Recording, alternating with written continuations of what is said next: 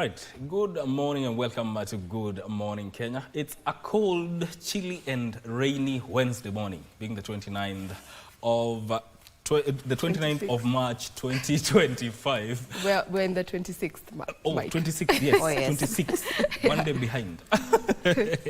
But where are you watching us from? My name is Mike. Welcome to the program. A lot has happened and the search for the IEBC chair continues. Today is the third day that interviews are continuing, and also the expected visit by the president to the Mount Kenya region is one of the things that we shall be looking at in our political segment. Today being the Wednesday, it's the Viewpoint, and I will be joined by Wilson Sosion, who is a former nominated MP, Kimani Mwangi, who is a public policy analyst, and also George Kithi, who is an advocate of the High Court, will be joining me shortly after the news. Good morning, Vivian. Good morning, Mike. And you are actually 3 days ahead, ahead of everyone else.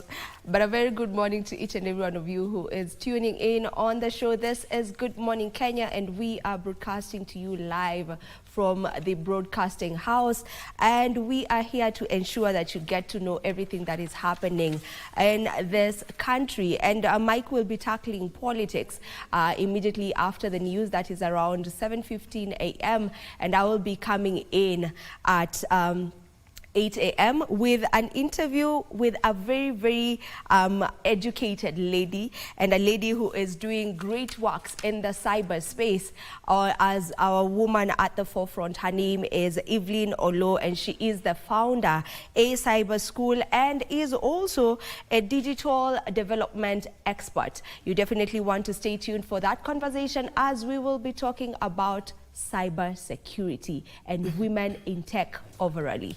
Marie, good morning, and what do we have on the news today? Well, a very good morning to you, Vivian, Mike, and to all of you joining us from around the country.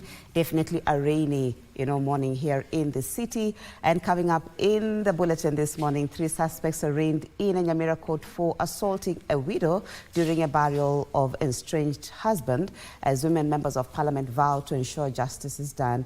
And former Deputy Chief Registrar of Judiciary, Francis Kakai Kissinger, defends himself from graft allegations as he faced the IEBC selection panel plus state agency unite in the fight against corruption, saying it's time to protect the future of the country. This and more coming up in the news, business and sport later on at the tail end of this bulletin. But let's begin with our first story, where 3 people have been arraigned in a Nyamira law court for assaulting a woman at a graveyard during a burial ceremony. The suspects, Robert Pokea Sarudi, Bismarck Ondiek Sarudi, and Lamek Ogendo Osoro, were arrested for allegedly forcing the woman, Melem Mogaka, who was the dead man's ex-wife, to participate in traditional rituals against her will.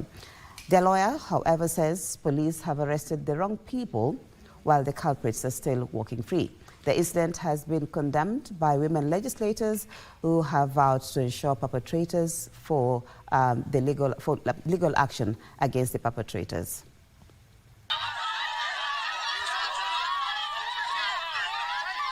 Melen Mogaka is nursing pain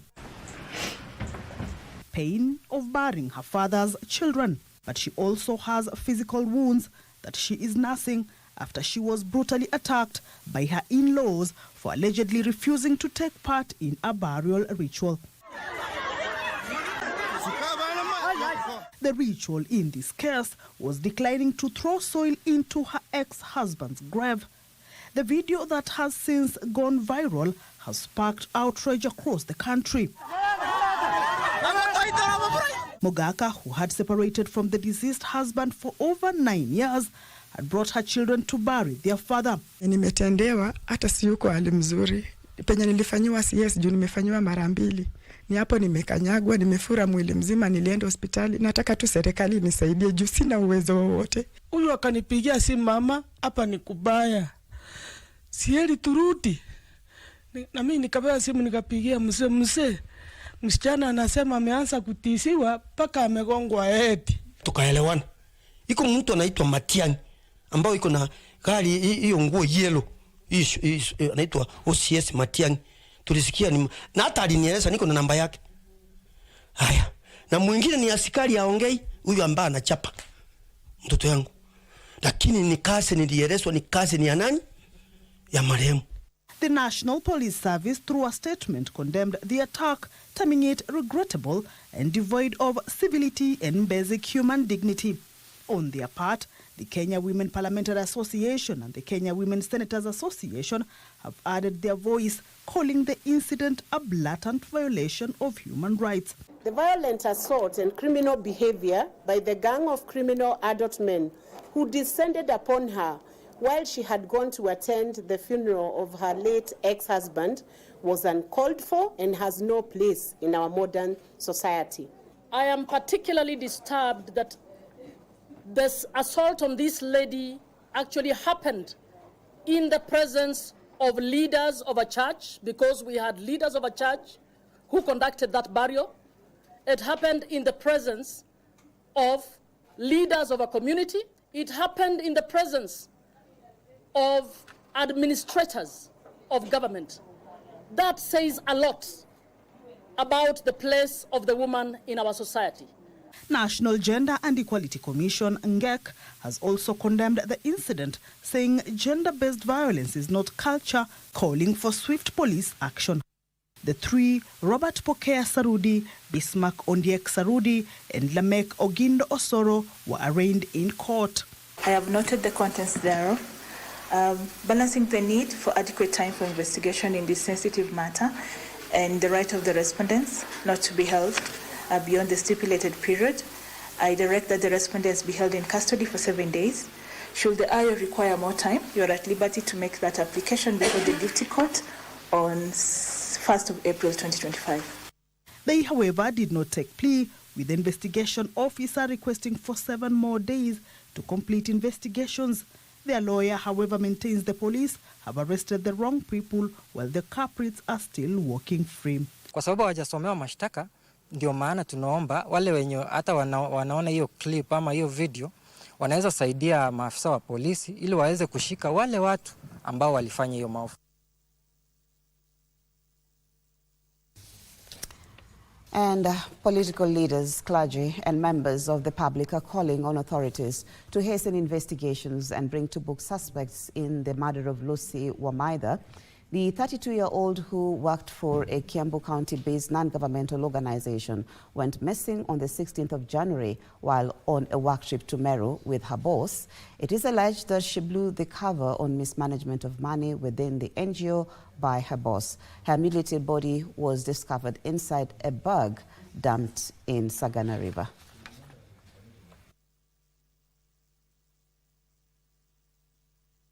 Leo tumesida vika kwa koti kwa sababu huyo kijana alikuwa ameshtakiwa na habari ya kupotea kwa msichana, lakini leo ilikuwa manda, tukaambiwa tutarudi huko Thursday ndio waseme vile watasema. Jambo tunataka inspector ama serikali ishikilie hili jambo ili familia ipate nafuu na ipate haki yao kwa ajili ya mtoto wao. Kwa hivyo tunaomba tukiwa kanisa ili serikali jambo hili ichukuliwe kwa nguvu. First alikuwa ameshtakiwa na kukuwa na mtu missing person, lakini saa hii venye DNA imematch inakaa hiyo maneno ilikuwa maneno ya mada. Sisi tunaomba serikali na tutakuwa sisi tuko kwa serikali na tutaomba hii maneno itaingililiwa kati, familia wapate justice na huyo mtu kesi yake badilike ikuwe kesi ya mada. And the fight against corruption in the country has reached a critical juncture as government agencies vow to intensify efforts to safeguard the country's future. With the nation grappling with a mounting debt crisis, officials are sounding the alarm, warning that if graft continues unchecked, Kenya's stability is at risk. At the heart of this battle is the call for unity across all sectors, from the judiciary to the Ethics and Anti-Corruption Commission, as they tackle the pervasive vice that undermines the nation's progress. Ben Chumba reports. As corruption continues to drain billions from public coffers and crippling essential services, the government is sounding an urgent alarm. Corruption is truly a poison that we are partaking every day, and it is going to poison our entire system until we die, and we kill our country, and we kill the future. With external debt soaring to a staggering 5.09 trillion Kenyan shillings, the need to confront corruption has never been more critical. It is the worst period for this country in terms of debt repayment. This country has never been where we are today. And allow me just to demonstrate to you that that is the reality that we must confront. We made decisions some time back to take certain loans, and those loans, unfortunately, have just reached the peak in terms of maturity. During the launch of the Anti-Corruption Strategic Framework, which marks a new chapter in Kenya's efforts to root out corruption and build a prosperous future for all, government agencies warned that the country's very future could be in jeopardy if these criminal activities persist. This is the only way we can succeed in the fight against corruption. It doesn't matter how good we are as an agency. If we can just reduce our appetite for stealing, we say consciously, if you are stealing 1,000, reduce it to 500.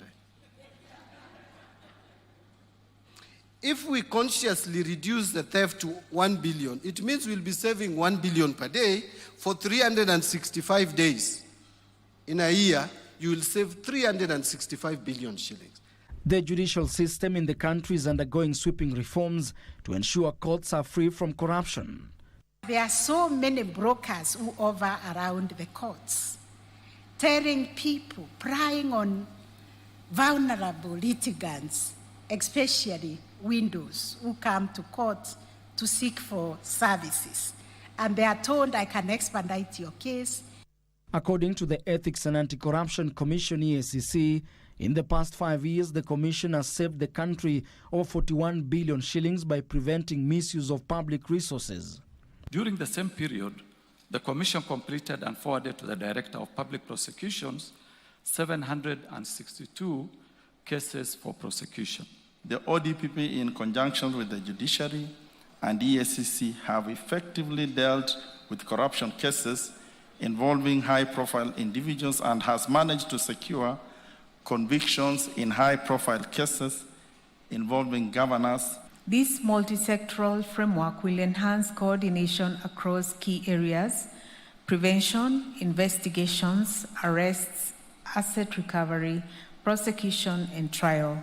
By strengthening the justice sector and increasing public trust, the Anti-Corruption Strategic Framework promises to not only combat corruption, but pave way for a brighter, more prosperous future for all. I get the question sometimes, what would you change in Kenya if you had a magic wand? And my first answer is always, I would get rid of the corruption. Impunity must end. This is greatly demotivating to everybody else if they see that you can get away with whatever and there's no risk of being discovered or punished.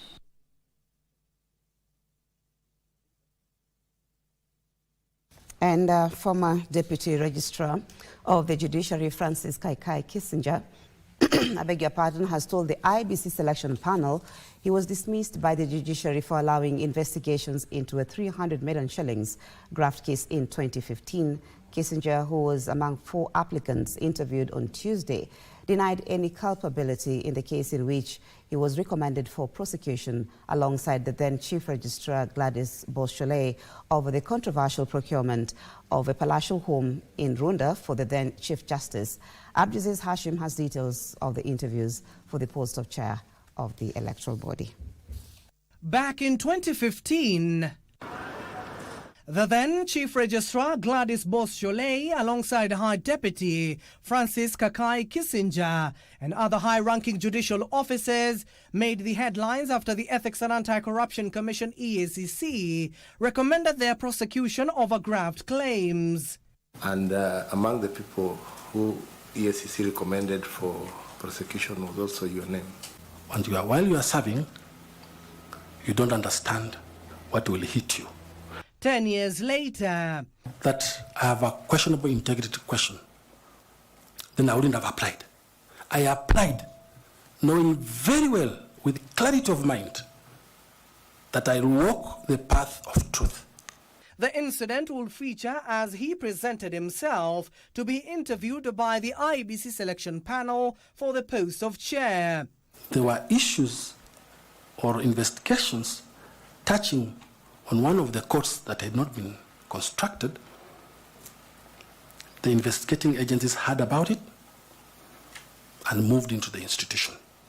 Kissinger, alongside 5 others, were charged for allegedly flouting the Public Procurement Act in purchasing a palatial home worth 300 million shillings in Runda, Nairobi County for the then Chief Justice. So it wasn't about a palatial home for the Chief Justice. It was about a court. There was that issue of the court that I've explained. There was also the issue that arose about the house. He further told the committee he was advised to step aside from his role to allow investigations into the claims. Meanwhile, former Nairobi County Assembly Clerk Jacob Ngwele was haunted by audit queries during his tenure at City Hall as he faced the interview panel. Part of the scheme was to create a fictitious or malicious accusation that we had not supplied, we had paid for goods not delivered, books worth around 800,000, and that complaint was based on a draft report of the internal auditor. Ngwele, who at the end of his tenure fell out with members of the county assembly, pledged to form a good working environment if appointed. The first one, first of all, was to institute a malicious criminal case against myself and my management officers. We were arrested, Kamata Friday, we were thrown out, we went to court, and the court under Section 210 returned us back to office. This as Erastus Edung assured the panel that if appointed, he will address the cost of election in the country, this coming in the backdrop of the poll body requesting 61 billion shillings to conduct the 2027 polls. We will have, as new commissioners, we have to sit with our secretariats to understand the cost, the costing element, the cost aspects of our work. To matters education now, members of parliament now want the State Department of Higher Education to provide details of beneficiaries of 3.1 billion shillings granted to private universities for government-sponsored students. This is after the Office of the Auditor General flagged at least 412 million shillings that were disbursed to 15 private universities as capitation for 9,000 students who had stayed beyond the duration of their courses. Higher Education Principal Secretary Beatrice Ingangala was at pains to convince the members of Parliament that the Auditor General relied on data that had not been updated by the University Fund. According to the Auditor General, at least 15 billion shillings were disbursed to 32 private universities as grant capitation for government-sponsored students for a period of 7 years from 2016 to 2023. However, the amount of 201 million shillings was disbursed to 15 private universities as grant capitation for 4,500 students who were not placed by the Kenya Universities and Colleges Placement Services. Another 412 million shillings was disbursed as capitation for students who had stayed beyond their course duration. The Auditor General also flagged out 35 million shillings had been disbursed to private universities as capitation for students who had already graduated, while another 53 million shillings for students who had deferred their studies. MPs demanding the ministry provide details to validate the funding of the private universities. If you are saying the students had deferred and you had already disbursed money to them, you are funding operations of a private university at the expense of public university. Government of the Republic of Kenya is giving private entities public resources so that they can achieve their end game of making profit. Higher Education Principal Secretary Beatrice Ingangala, in response, faulted the Office of Auditor General for relying on initial placement data without capturing subsequent institution transfers. During its review, the Office of the Auditor General relied on COOP's initial placement data without capturing subsequent transfers, that is, institutional transfers from public universities to private universities. MPs further grilled the State Department of Higher Education regarding overcapitation of 19 public universities by 4.1 billion shillings, while another 20 public universities were underfunded by 4.4 billion shillings, as flagged out by the Auditor General. You do not actually specifically talk about this capitation. So if this capitation issue is not there, where did the auditor get an issue to do with capitation? The agreed level of capitation from government should be 80% of the differentiated unit cost of programs. And therefore, Honorable Chair, we are always seeking for additional funds to support universities. The State Department of Higher Education is now expected to provide the criteria used in capitation for universities. Former Cabinet Minister Raphael Tuju wants the Ethics and Anti-Corruption Commission to investigate 5 Supreme Court judges for alleged bias in a case involving a property dispute. Tuju says Deputy Chief Justice Philomena Mwilu and Justices Mohamed Ibrahim, Smokin Wanjala, Njoki Ndongo, William Ouko had a predetermined outcome when they recused themselves and reinstated, that is, the decision of the Court of Appeal that paved the way for the auction of his hotel for failing to settle 4.5 billion shillings debt he owed to the East African Development Bank. However, EACC Chief Executive Officer Abdi Mohamud says the commission is yet to receive Tuju's petition.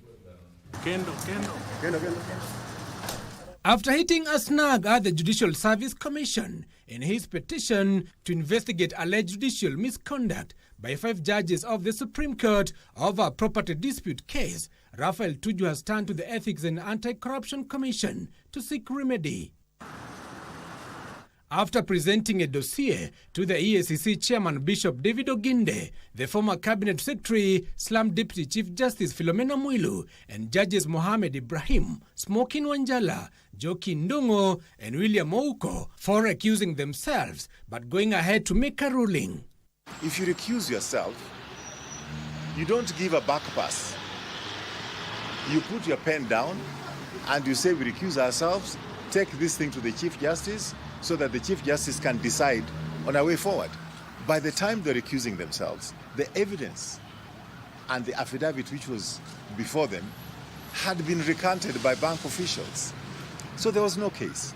However, EACC Chief Executive Officer Abdi Mohamud, while speaking in a separate event, said he was not aware of Tuju's dossier, but promised it would be attended to if presented. It is something that we are not aware of, but all that we want to confirm is every Kenyan, of course, can walk into the Integrity Center to deliver any complaint that they may have.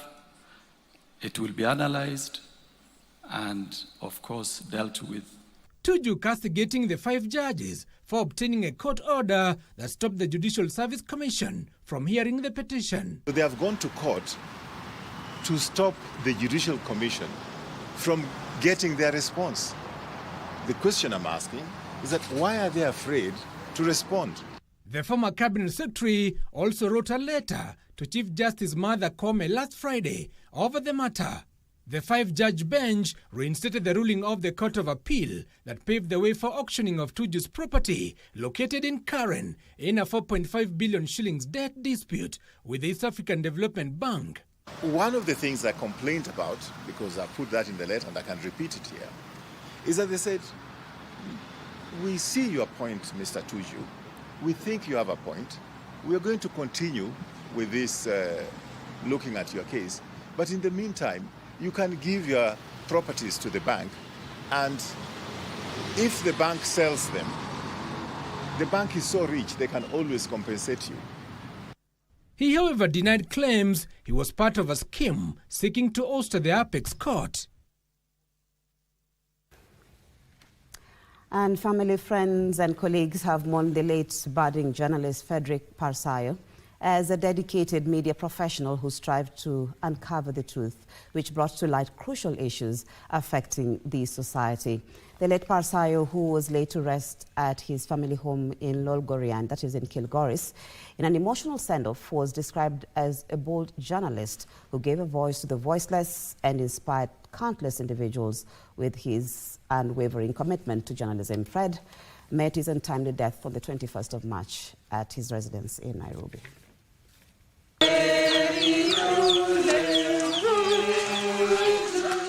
Lolgorian village, Kilgoris in Narok County.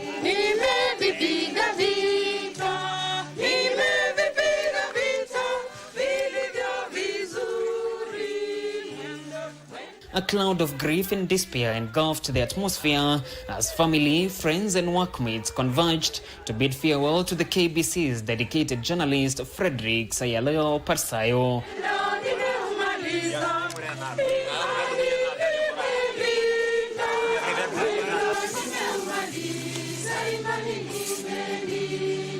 Emotions ran high during the burial ceremony, presided over by the Sacred Heart of Jesus Catholic Church Lolgorian Parish, as mourners across the board described the late Parayio as hardworking and with a great future.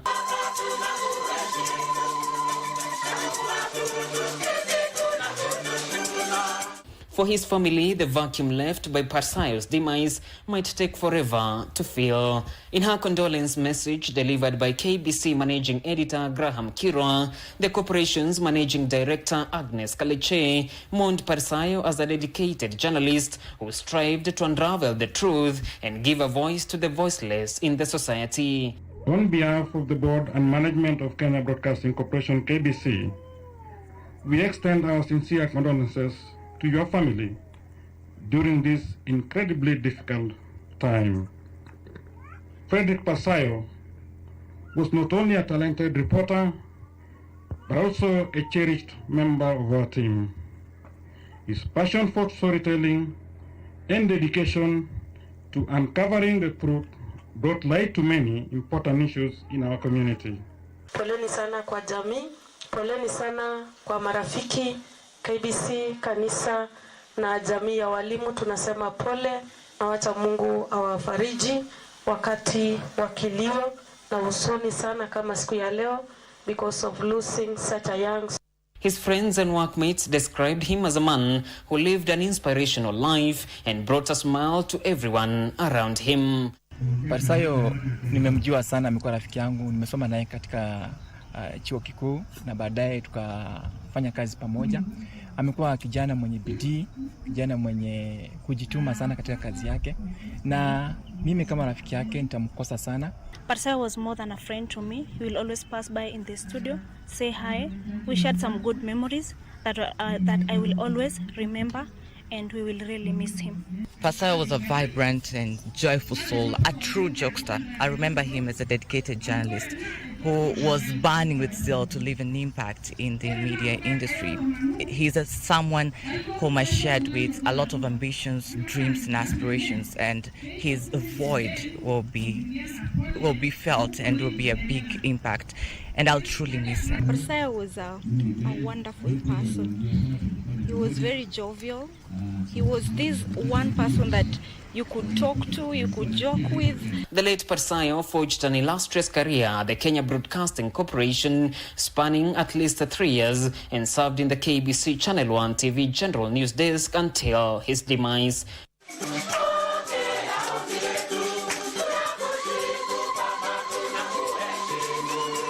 May perpetual light shine upon him, and may his soul rest in perfect paradise.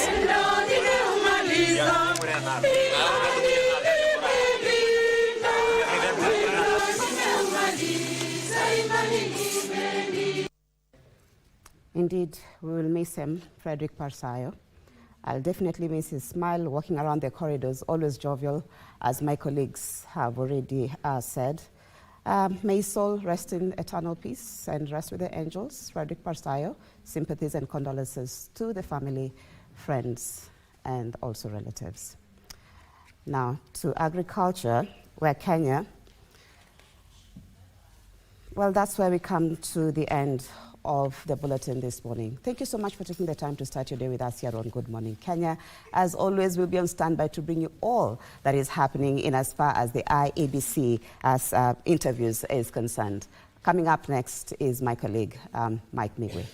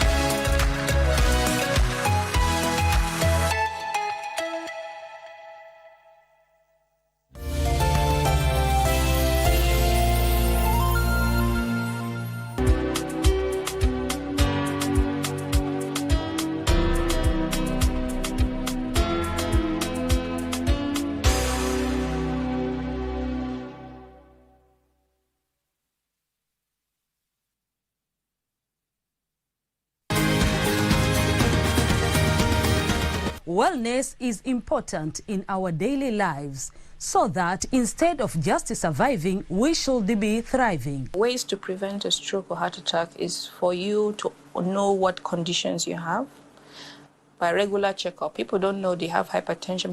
They don't know they have diabetes. I was pre-diabetic. I was afraid of getting lifestyle diseases because I come from a family that has lifestyle diseases. How do you know if your cough is due to a serious condition? We'll have some answers. Stay well and strive to make every day a healthy day.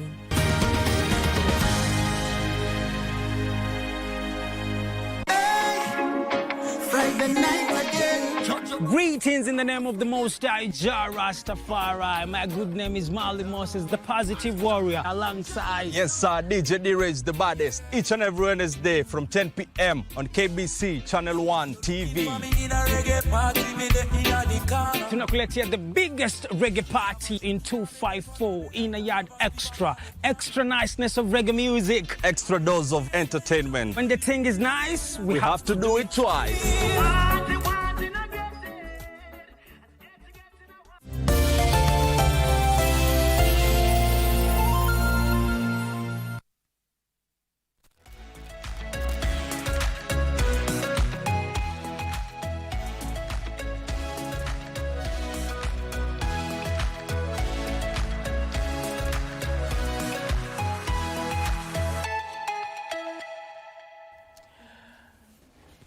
Glad you're watching Good Morning Kenya. Welcome back. My name is Mike Migwe. This is the Viewpoint, where we talk about politics and everything in between. Today being a Wednesday, the search for the chairman of IEBC continues. Yesterday we had interviews done on Erastan, Ethekon, Francis Kisija, Jacob Ngwele, Joy Mdivo, as they face the selection test. Now, that exercise continues today, and we shall keep you informed accordingly. Now, we look at what is making headlines in our local dailies. I'll start with the Daily Nation. Revealed legal fees scandal in counties. That is what that is making headlines in.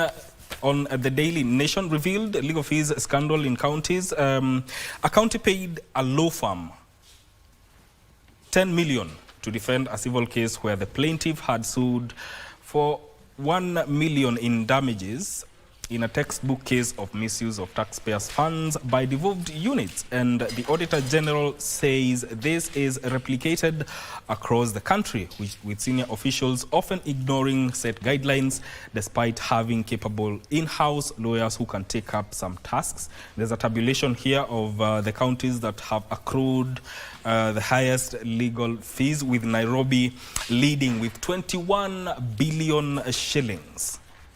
On the Star, the MPs abandon the 9 billion tower, blow cash on lavish hotels. That story is told on page 4 and 5 of the Star newspaper. There's also photos here of the large batch of interviewees that faces the panel as IEBC vetting ends today. Now on to the Standard. This is what is splashed on the front page of the Standard. Below average CS. Interior Cabinet CS Kipchumba Murkomen is remembered more for his flashy and expensive clothes and jewelry than efforts to combat runaway insecurity in the country. Kenyans are living in fear. Bandits are having a field day. Terrorists are preaching to their captives deep in Kenyan territory. Goons are attacking perceived enemies with impunity as gangs take over cities and villages. There's information here told over 30 people have died in bandit attacks this year. About 3,000 police officers and 1,500 KDF soldiers are in the North Rift to fight banditry. Suspected Al-Shabaab terrorists attacked a police camp in Garissa, killing 6 officers. The U.S. has advised its citizens not to travel or limit movement in the region because of rising insecurity. You can read that story on page 4 of the Standard newspaper. My guests are already in studio. I'm joined by Wakili George Kithi, who is an advocate of the High Court. Welcome to the program. Thank you so much. And good morning. Also Mheshimiwa Wilson Sosion, who is a former nominated MP and former SecGen of Kenya National Union of Teachers. Welcome to the program. Yeah, thank you and good morning. Good morning to you too. I want to get a feel or your sentiments regarding these headlines, and I will start with Mheshimiwa Sosion. The front page of the Standard, they are saying below average CS. They have said that Interior Cabinet CS Kipchumba Murkomen is remembered more for his flashy and expensive clothes than efforts to combat runaway insecurity in the country. And also given a tabulation of the events that have happened so far. What are your thoughts on this? No, and who has designed the headline? That's one person who might be having personal feelings, because that is a personalized headline. It's not a professional headline, and that really does not outline how the Ministry of Interior is operating and how the Minister for Interior is operating. One thing I know, Murkomen is a refined leader and an efficient worker in this administration, and therefore coming up with such a splash really is so personalized. It's not worth it, and I think the Standard can do better in looking for more splashes and using the press to wage war against individuals. That headline has no merit. It's unfortunate, and it's more personalized. It deviates from the principle of transacting issues. It would have made sense to highlight the security gaps in the country, but of course you cannot hang it on the neck on an individual. Being a Cabinet Secretary of Interior is a different responsibility, and the challenges within the ministry is another set, so that we should be asking how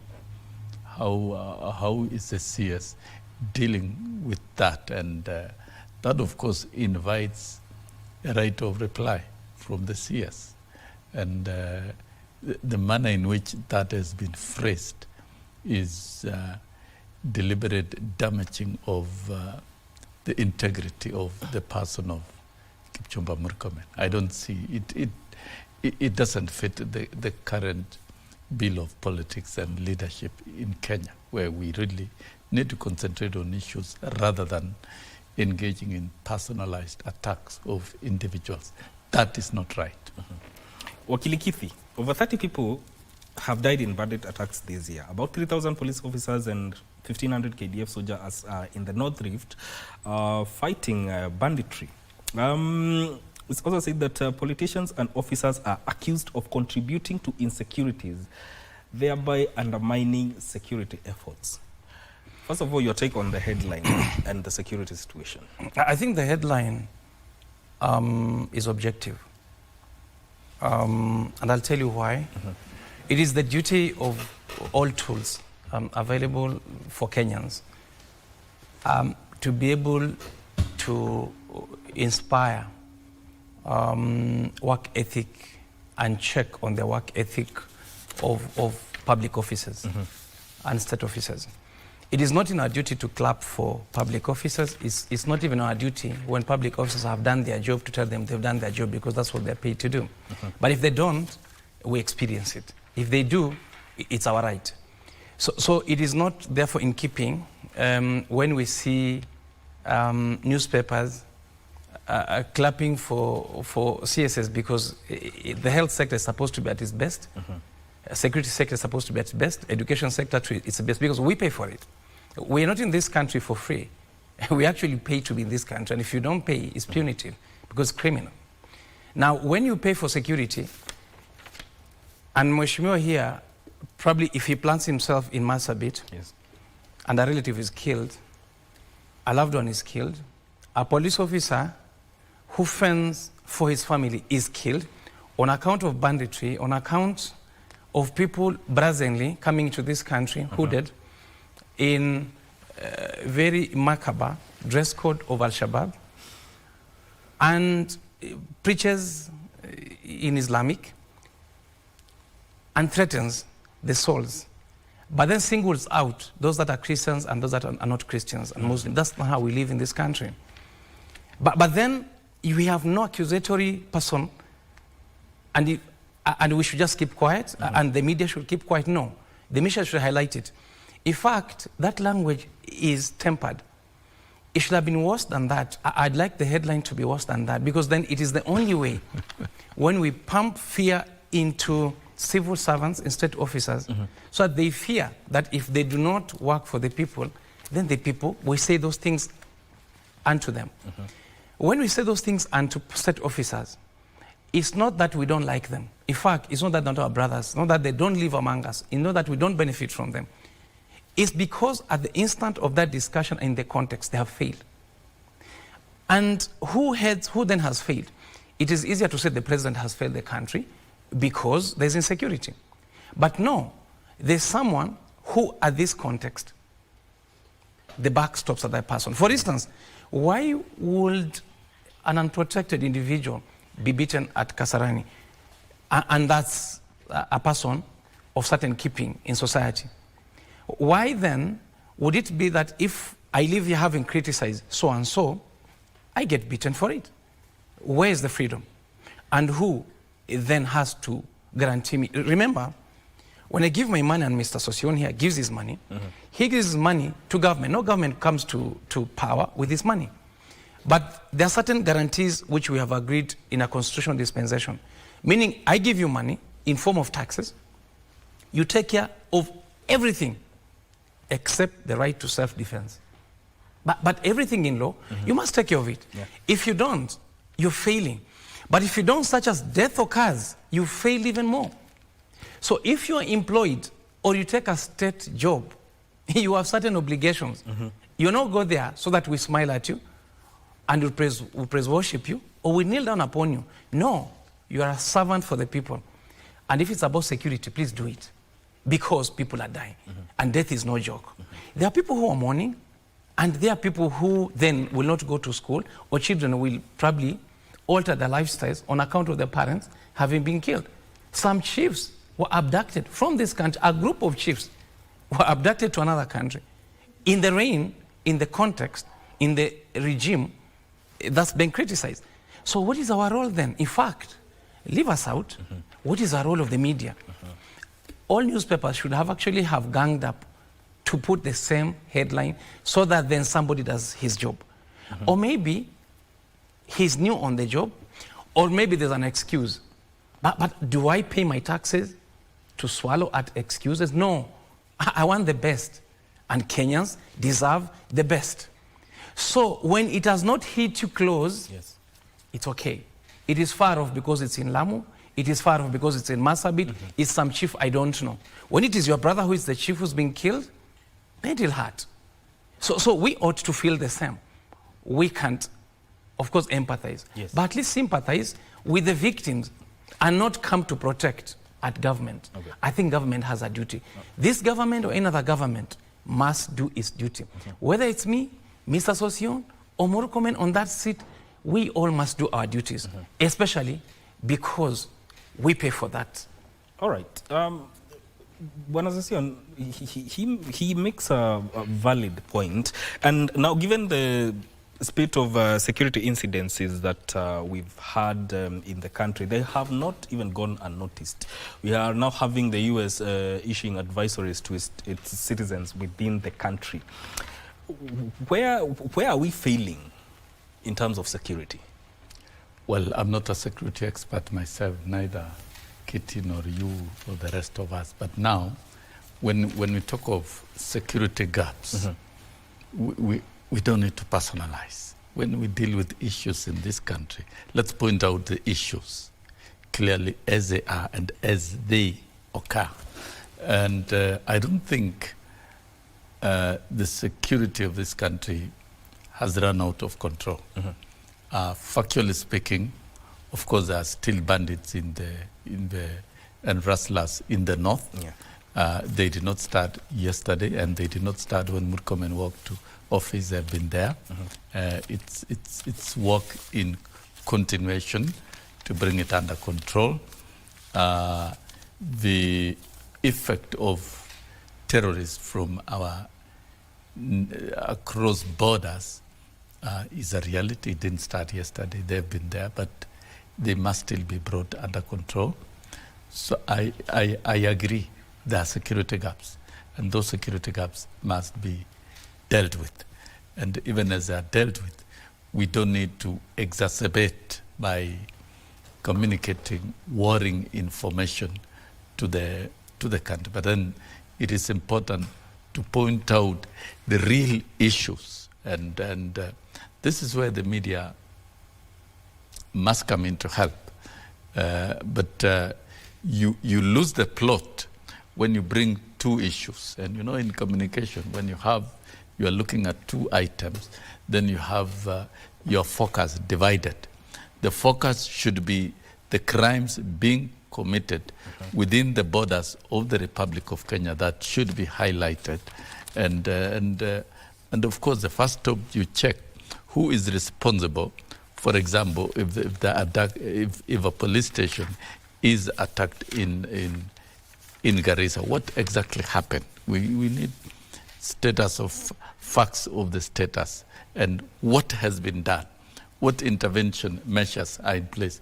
I think we've got to be very honest and seek questions on what it is being done to bring the security situation under total control. Because some insecurity is not a new thing anywhere in the world. They are there and they happen every day. But we are not saying we must sit pretty and celebrating. Nobody's celebrating over death of Kenyans. Absolutely. I don't think a minister would celebrate. A minister will be, if you check the diary of the Minister for Interior, for example, there are actions that is undertaken with respect to the bandits in the north, the action that he must have taken with respect to the attack on the police station. He doesn't work alone. He works with a network of security infrastructure with other personnel. So I think we would rather seek for genuine questions in a genuine way, in a matter that will advance the agenda to bring it under control rather than deviating it to make it personal. That's where I disagree. When the security is good, fingers will be pointed to the person responsible. When it's bad, fingers will be pointed to the person who is responsible. And it's, in this case, for instance, the CS for security. Here the question is, the buck stops with who? Yeah, the buck stops with the CS Interior. That's a fact. And highlighting the issues, I think that is key. So if I think, Mike, yes, it is the motive and the language and how you frame your issues. Yeah, when it tends to be personal, it's not right. That one we all agree. But then when we focus on issues, I'm sure the media could have written more and given us more data about cattle rustling in the north by the bandits, what they've done, where they are. That's useful information, and how the terrorists, even those who have been abducted, how it was done, and those are the facts that we need unpacked. But coming and saying, "Oh, Kitty has failed," how has Kitty failed, and how has Mike failed? You need to convince me, and I don't have real evidence that if you, Mike, you are given a chance to explain yourself, you'll explain what you have done, the knowledge you have, the action you've done, and that explanation is probably what the country needs. And what is the Ministry of Interior doing about these cases that have occurred? That is a good question that we would need to ask, and probably the media should be able to give us more. Okay, let me cut you short. Your microphone is problematic. But to close on this matter before we graduate to another, what is the role of the people now in all this? You see, security is a multi-agency issue, and not multi-agency only in the context of state agencies. It incorporates intelligence, but that intelligence cannot be excluded of the people. So it has to be contextualized in the sense that there are agencies that need to collect intelligence for board and be able to put into place measures to stem out or prevent any occurrence of insecurities. Let's agree that probably there are many instances, in fact there are many instances in which there ought to there were planned attacks that will be more devastating than this that was told or forestalled on account of efforts of security officers. But it doesn't mean that there are those instances that some will not be detected. In fact, some will be detected, but because of sheer organization or disorganization, again, the risk will attach.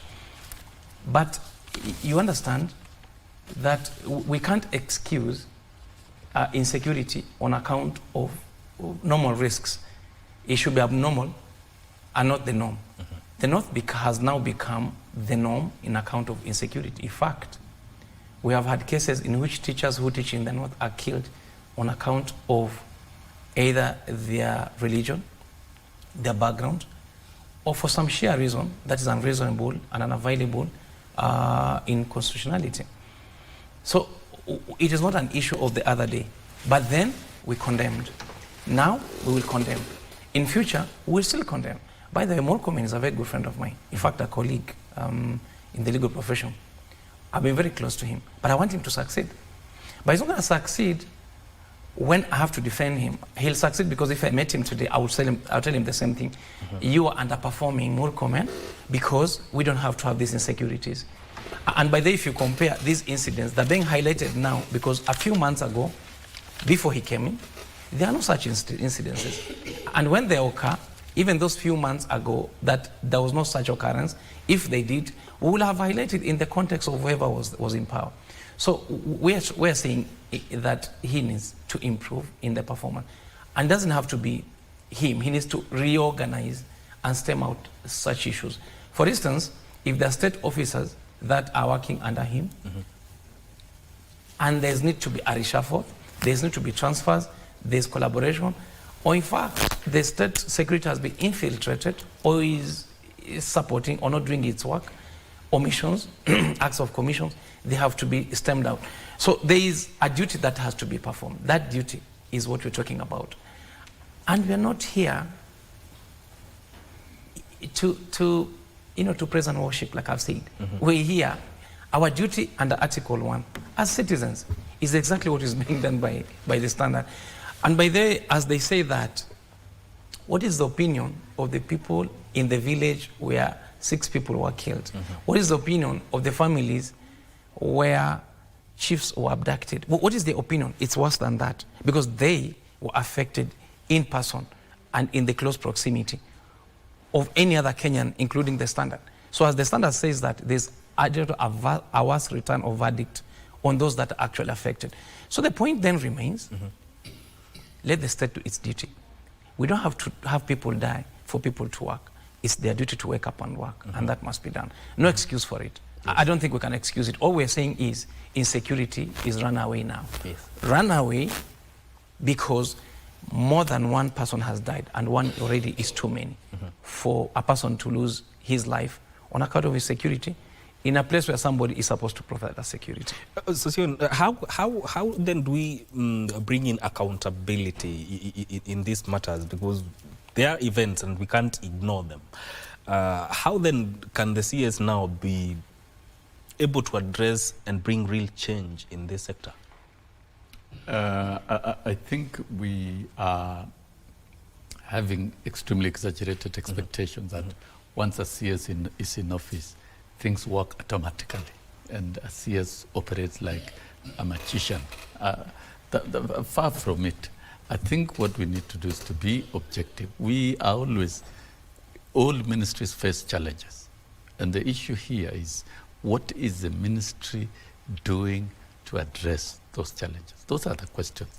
And to me, from where I sit, we will need an explanation from the Ministry of Interior, what the intervention measures, the continued intervention measures in terms of banditry in the north, the continued intervention measures of our security infrastructure. You know, the CS doesn't work alone. There's NIS, there's a DCI, there is the IG of police, and there is also, for purposes of external aggression, there is the other Ministry of Defense that comes in also, and the military intelligence and all that. So it's a consortium of different government departments working together to bring security under control. And it is not a walk in the park. It is not a cup of tea. It is not a sit and talk sweet stories. It is hard business. So that then we should be able to ask, what is the security sector doing to intervene in all these matters? Have the chiefs been traced? And why are we talking about the chiefs? We are not talking even about the Cuban doctors who were abducted many years ago. We let us also remember that teachers actually were killed some times back. So that this is a phenomenon that has gone on over the years. And if we go back, you remember in the 70s, the Shifter Wars and the rest. So we've had these complexities. So at the moment, what really the Ministry of Interior should brief the country and tell the country, this is what has happened, this is what has occurred, and this is what we are doing. This is an incident in Garissa. This is what we have done, and we are doing this to forestall. Let's take a break. We have advanced data and information so that we know how to deal with this. I think you should just tell us what the scorecard is. Let's take a break. Accountability is key, but then personalizing a big Let's take a break. We'll take a very short break. We'll continue with the Viewpoint in just a few minutes.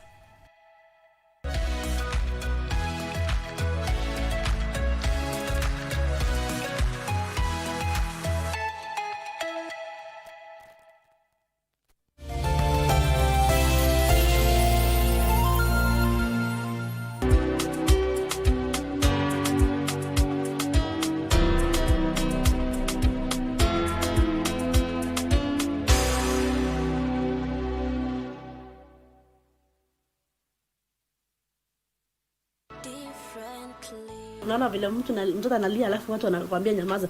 Sisi wakati yeye alilia, the first cry, tulitoa machozi. Neurological conditions si uchawi, hawajarogwa. Neurological conditions or disability haiambukizani, maana si ugonjwa. If I tell them happy like lona ako sawa, ako tu na challenges zake but ako sawa. You hear people say angekuwa ng'ombe tungemchinja.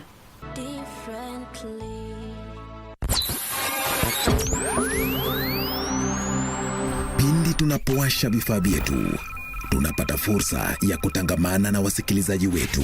Karibu sana thĩinĩ wa tabarĩra ya Rwĩga. Tunapeperusha utangazaji uliobobea katika habari, nĩ ũndũ wa macio na mangĩ maingĩ, burudani, nĩ harĩa tũkoragwo tũkĩigua nyĩmbo mwaki nyĩmbo hot, na hamasisho la kiroho. Usiachwe nyuma, jiunge nasi kwa safari ya kufana katika 99.5 FM. Soro FM.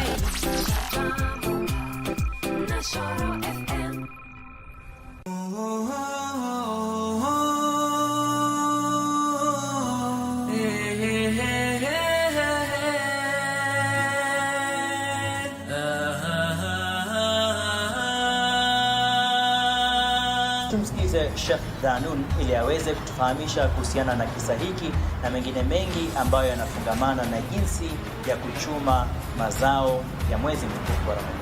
Kwa sababu dini yetu hii ni dini ya kukumbushana. Kwa hiyo tunapokumbushana tuhakikishe tunakumbuka huu ukumbusho na tuwe wenye kufanyia kazi haya maamrisho yanayotoka kwa Allah Subhanahu wa Ta'ala na kadhalika.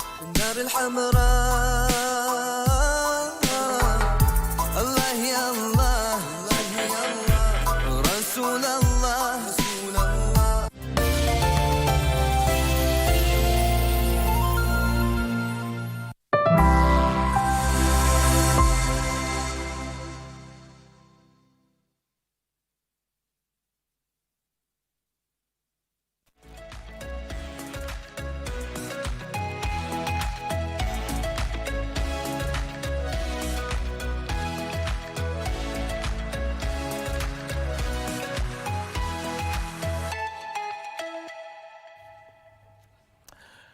Welcome back to Good Morning Kenya. My name is Mike Migwi. This is a Viewpoint. We're talking about politics and everything in between. And now I want us to focus on something different about the president's planned visit to Mount Kenya.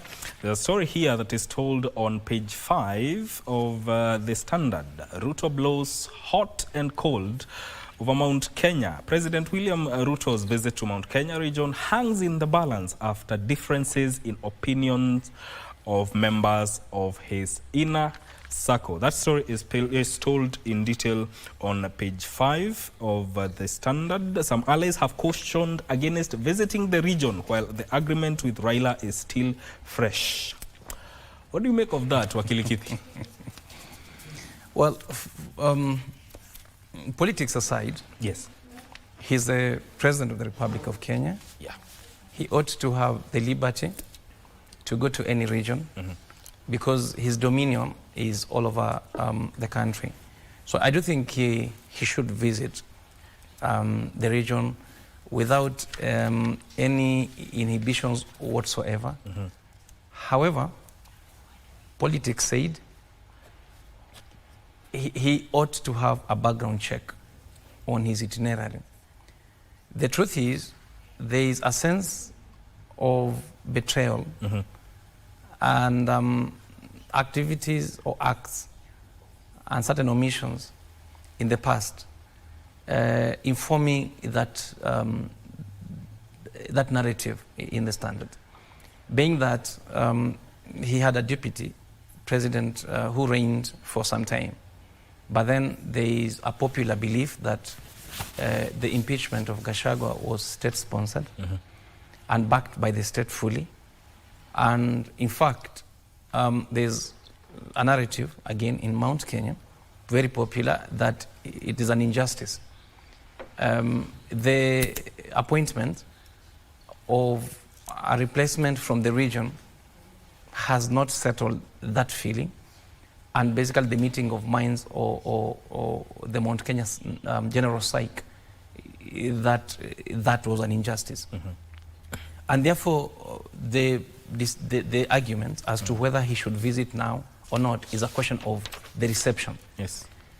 There has been mixed feelings that he should face, and that's a school of thought that he should face Mount Kenya when it's early enough, because he still has some time to mend fences.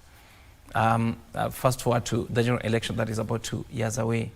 But then there is also the narrative that if he does it now, it may completely damage anything that will have existed to probably cajole and seduce the population in Mount Kenya to bring back the fold and support him in the manner that they supported him in the last general election.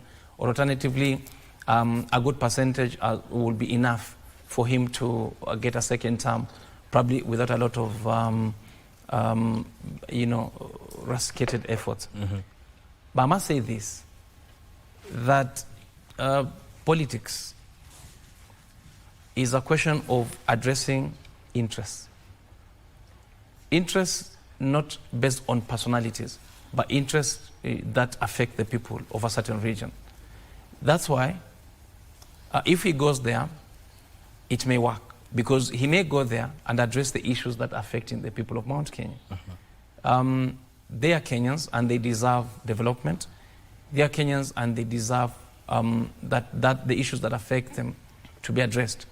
They are farmers, they are industrialists, and they have their own tools of trade that probably needs to be addressed in this country or in the world that doesn't have problems. So his language, for purposes of addressing the... But again, at times, suppress logic. At times, politics is dominant than even law. And therefore, the mere fact that he is going there is not an issue open-ended. It's an issue that is looked in the context of politics. But let me point out this. There is the question of law and the question of legitimacy. By law, by fact, he is the president of the Republic of Kenya and therefore has dominion over the land. But the question of legitimacy is different. Legitimacy is where all people subscribe to your power, notwithstanding the legality or otherwise. So then, if you have questions as to your dominion over Mount Kenya, then there are questions of your legitimacy, of your presidency, on the dominion of Mount Kenya.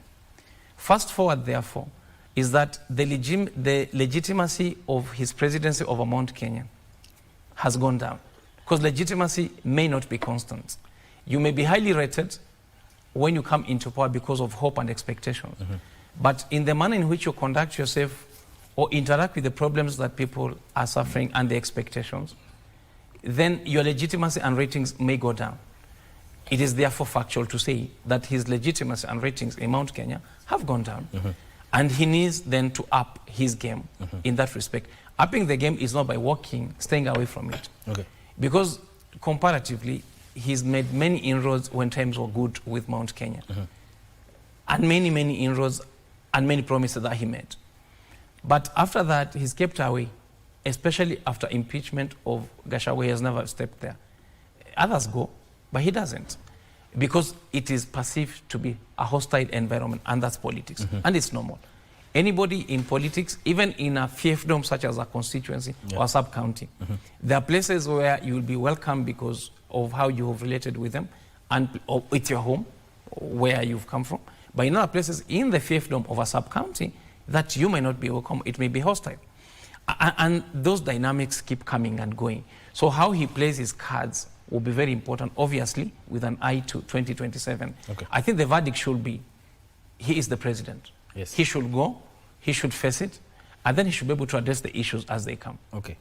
Bonasasion, if this visit is, say, looked in the context of politics, is it enough to assuage the Mount Kenya into supporting the president?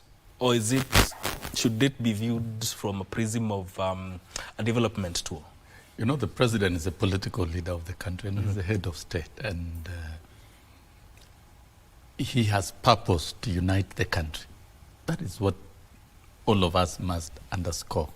Because we've had a fractious country that has been divided through ethnicity.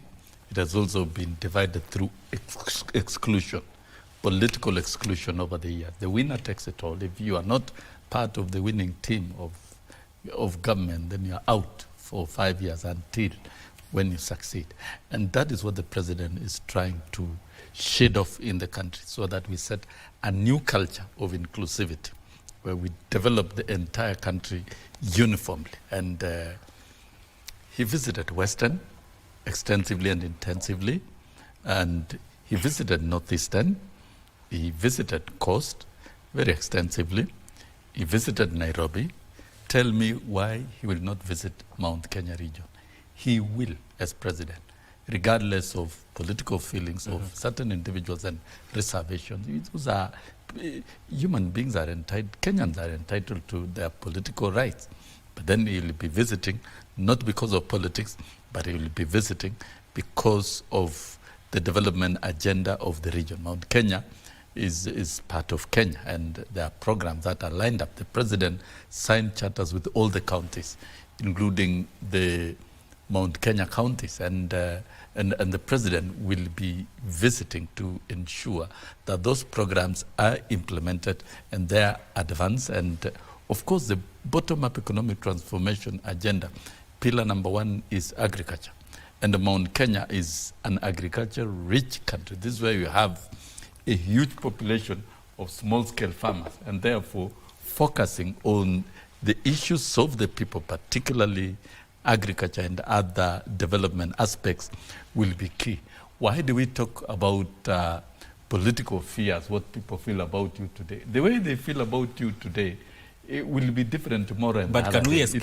Can we shifting. ignore it? Can we ignore it? It is not necessary now. It is not on the in-tray of the president to begin worrying about how people feel politically, basically because, you know, when Rigathi Gachagua was impeached, and by the way, Kitty, President William Ruto had already... He's worried. He's worried. No. He is very President worried. William Ruto had already engaged and convinced Mount Kenya people to support him before he even appointed Rigathi Gachagua. Yes. So this trying to bring in Rigathi Gachagua to look like a scarecrow that is now controlling the mountain is fundamentally wrong. You don't control.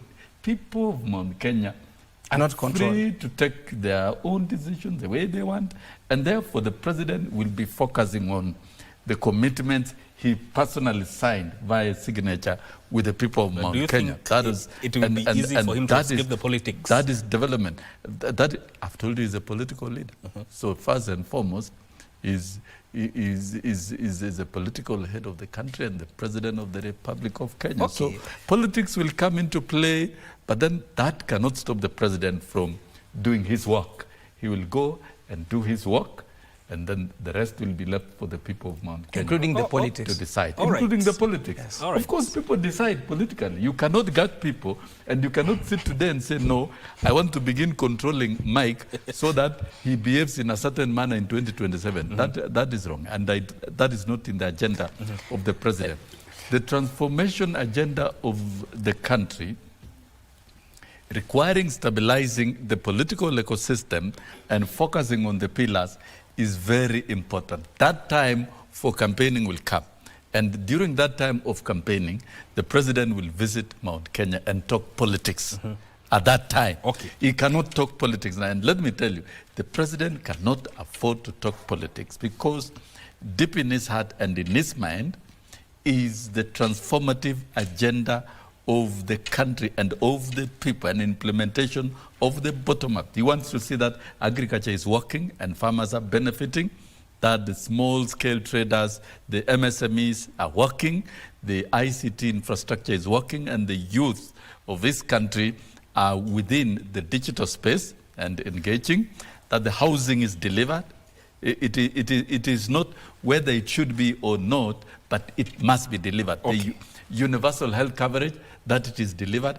I think spending time around these 5 issues is more critical to the president than talking about how people feel, the little gossips, political gossips. Wakili. I think the president has gotten out of this circuit of political gossips completely and is up to stabilizing the country for transformative development. Thank you. When that time of politics come in 2027, the president will talk to Kenyans, and I mean Kenyans, all Kenyans within the boundaries. So trying to reduce the president to go and engage in some, to look like he's engaging in some political tussle. He's too big for that, right? It's not right. Okay, all right, all right. Wakili, I see you wanted to respond to that, and even as such, some quarters feel that the timing is not right. Is there... You know, Sosion is a theorizer. No, I'm not a theorizer. I'm speaking exactly what I mean. Let me tell you what. Is there a right let me give you my opinion practically. Okay. You see, the province of a politician is to conquer and dominate, right? To stay in power. Yes. And that's what a crown does. So the president has to conquer and dominate. And I have highlighted here the issue of the question of legitimacy. He goes there, but he has not gone there before. I mean, he's chosen deliberately in the circuit of what Mr. Sosion has highlighted, to Western, to Coast, to Northeastern, and to Nairobi recently. There's a reason why there's a choice in the sequence of places that he goes, and why Mount Kenya comes probably to the tail end. It is because it's uncooperative. His dominion over that place has gone down. I mean, it's a relationship issue, right? It's a relationship issue. And I've said his duty is to conquer and dominate. By his dominance is law. So he has to come with ways in which he can be rated higher and can be seen to up his relationship there. So you see, the problem is there's the president and there's a leader of the nation, executive leader, and a political leader. Mr. Sosion has highlighted and said clearly that he's a political leader. But what comes first? Is he first a political leader or an executor of as a CEO of this country? He survives as a political leader. He survives because of politics first, before he can even execute any agenda. The other day here, when there were protests in this country, at the beginning of his term, there's nothing he could do. That's why he had to talk to Raila Odinga, so that then he can execute his duty, meaning politics, therefore, is dominant over the execution of duty of a CEO of the country. And when the Gen Zs were up in arms with the finance bill, obviously then, he had to deal with the politics and fix it, including change of his cabinet substantially, because he had to fix the politics before he can fix the execution of duty of development, as Mr. Sion is saying. In a competitive environment where politics is in friction with any other issue, be it law, be it the execution of duty as the head of state, politics will always be dominant. So we are saying he is going there with the agenda of development, if he will, but then the first thing is the prism of politics. That's how we look at it. Eventually, therefore, what is being sustained as an argument here, viable and proximate to his visit, will definitely be the fact that he is executing a political journey to Mount Kenya on account of recent episodes of drama that we've had, including the impeachment of his deputy then. Will that visit change the perception or his perception within the mountain region?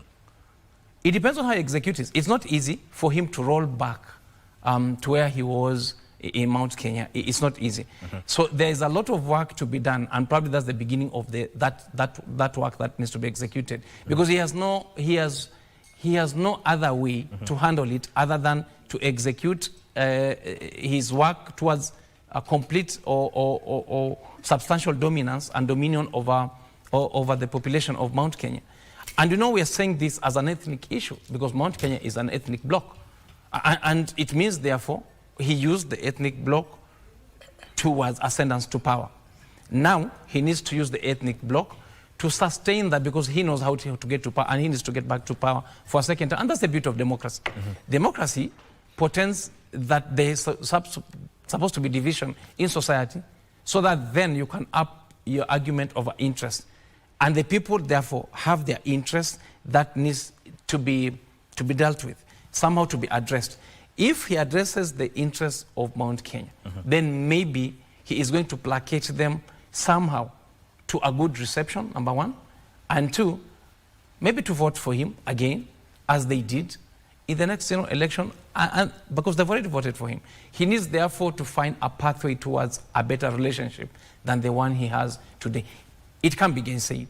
It is true that he's not enjoying the best of relationship with Mount Kenya. Is it the part of the issues that he's going to address? Yes, I mean, analytically, it is, because he is going there at the background of events that were negative in terms of the imaging in Mount Kenya. So it can be said that it is reducing the president into probably an ignominy of sorts when we say that he has to be dominant across the country and have a dominion and equal treatment of the people. He is perceived to have broken certain promises. He says he signed some MOUs and agreements and charters with counties all over the country. Yes, he did, including where I come from. But of course, the issue is the charter being executed, the promises being executed? Of course, the general public opinion is that he is not doing so, because the promises being made are not either being executed as should be, or not even executable in the first place. So then, this is a background that he needs to deal with, and the real that he needs to deal with. The second issue will be probably very important. People have become impatient. I think people gave this regime a chance, but they become impatient. So there are certain issues that are happening now, including the broad-based government, and probably the movement of the president early enough before election, because honestly, he is probably introducing and communicating an electioneering period much earlier in the manner in which it's going around the country.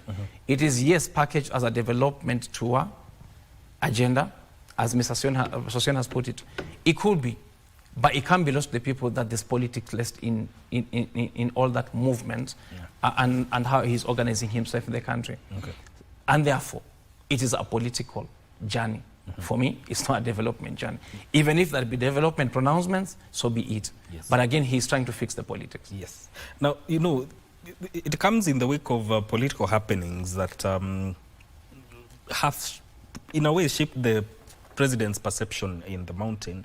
We are talking about the purge in the National Assembly and Senate that saw the removal of powerful committee of former Deputy President Rigathi Gachagua's allies, and also now the dalliance or the MOU between Raila and the president. What do you think of that? Yeah, there are those who are extremely uncomfortable with the political engagements of the president with Raila Odinga. And this is where the petty jealousy comes in. And the engagement of the president and Raila Odinga has not been done in the back rooms. It has been done through front door and before all of us Kenyans. When the president at KICC pronounced himself in the presence of all the leaders, when Kalonzo Musyoka was handing in the NATCO report as a chair, together with Kimani Ichung'wah, who were the co-chairs, and Raila Odinga, of course, was present, the president said, as a country, we need to get out of the culture of exclusion, and therefore, I will be having a broad-based government that brings everybody on board so that we can work together and help me deliver my agenda. Yeah, some have not been very, very, very comfortable with that arrangement at all. And the president cannot be hostage to individuals who are trying to stop him from including the rest of Kenyans, particularly bringing in those who are already like Raila Odinga. And yes, engage Raila Odinga's team very deeply. There are already 5 ministers, there are 14 PSS, and I think more will go on, and work is going on. And so this political pickering, where you want to distort the president simply because you want to create some political advantage and zooming at 2027 at the expense of dealing. What were the contents of the NATCO report? The president responded to that. And therefore, even reorganizing the leadership of the House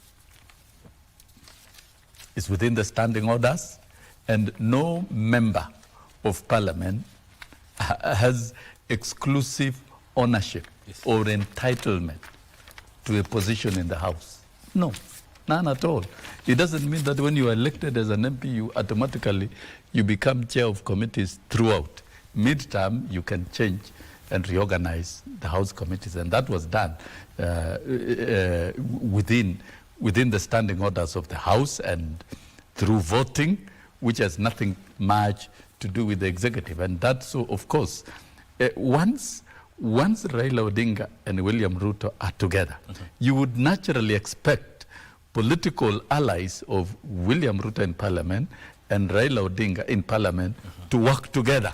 And out of that arrangement, the political chemistry and the product is automatic, and that is within their political rights. You know, you can't stop people from exercising their political rights. And the law of politics is the same as that of the law of the jungle. The stronger one survives. So the stronger ones will always assume and take position. So if an alliance changes tomorrow, you will still see changes across the political space, including the institution of Parliament. And those are facts. And we have seen it with our own eyes. Raila Odinga and William Ruto are working together for the good of the country. And ODM and UDA, as the largest political parties, have signed a pact with 10-point issues and with a clear agreement of continuous consultation on matters expertise to improve the state of the country. So if an individual MP from any region of the country became a victim in the committee elections and was not elected, that does not mean there was a strategy to actually balkanize where they come from. No, far from it. So I think let's allow for once the president to be the president of the Republic of Kenya and allow him to plan his diary, allow him to plan his activities, but one thing I'm very sure about, and this one you can take it to the bank. Right now, the president will not be talking politics anywhere. The president will be talking unity of the country and transformation agenda of the country. That is what is going to determine even his re-election. It is the performance of the transformative agenda that he has placed before Kenyans. The pillars are very clear, and this is where he will be scored. At Mount Kenya will be scored on the basis of how far has he gone in supporting farmers in terms of inputs, in terms of subsidized fertilizers, in terms of other farm inputs, in terms of goods aggregation. We know Kirinyaga now is almost having the economic zone almost ready to process and aggregate the goods of farmers. Right. It is not an event. It is a process. The transformative agenda, and therefore the fixing the microeconomic aspects of the economy will eventually lead to robust the macro. It will eventually lead to robust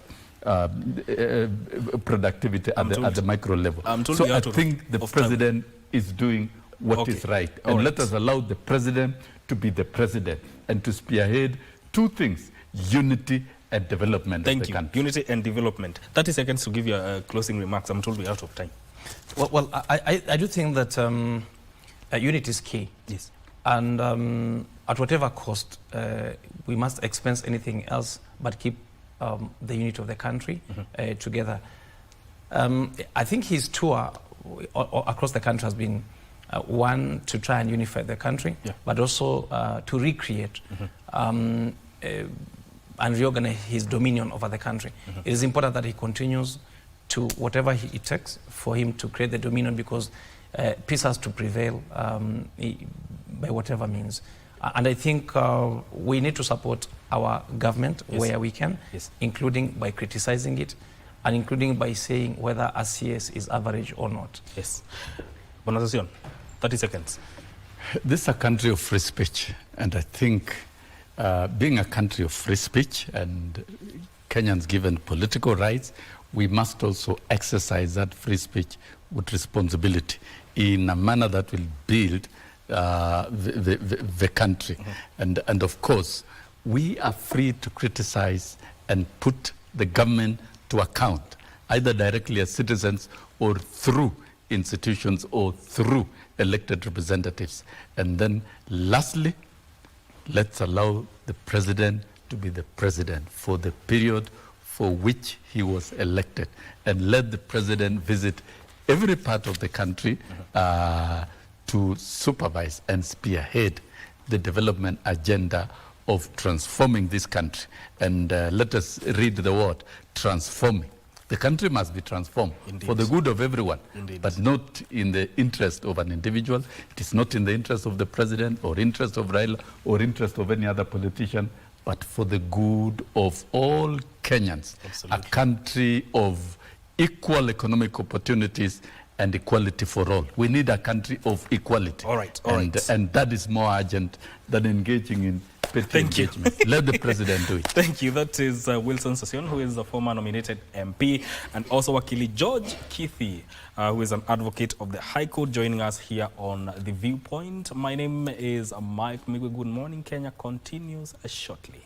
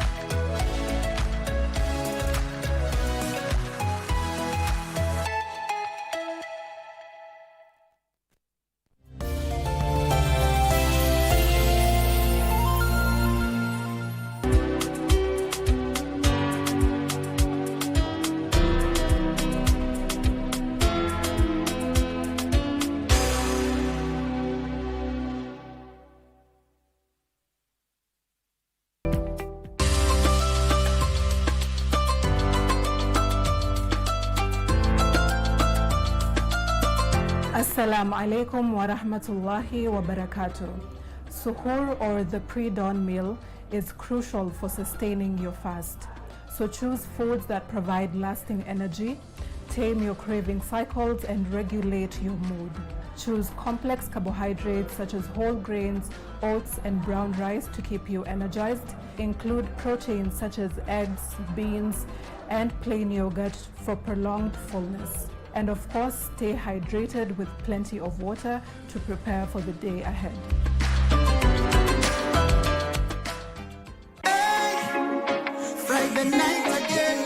Greetings in the name of the Most High Jah Rastafari. My good name is Marley Moses, the positive warrior, alongside... Yes, sir, DJ D-Rage, the baddest. Each and every Wednesday from 10 p.m. on KBC Channel 1 TV.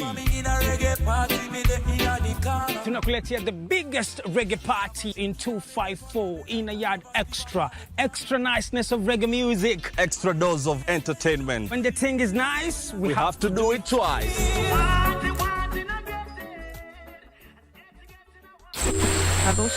Ima na wendo mwingi tugikuthokia Embu County, the land of opportunities. Kambunene ya Ngemi FM mushi worata. Twegagure na kamwetha kama Viewmeto. Muroro kiande tukunye maire na murori tuthie thokore besa mivukore cha manje makeyara uranje mure cietu cia thitima na ronje rwathagana nyamu cia kithaka igitugemeria bururi wetu wa mbere Embu County. Ngemi FM tikuo muno tukianirira na mugambo munene. Eno ni Ngemi FM, musie wa urata. Eno ni nyumba nene musie wa urata. Ngemi FM 103.5.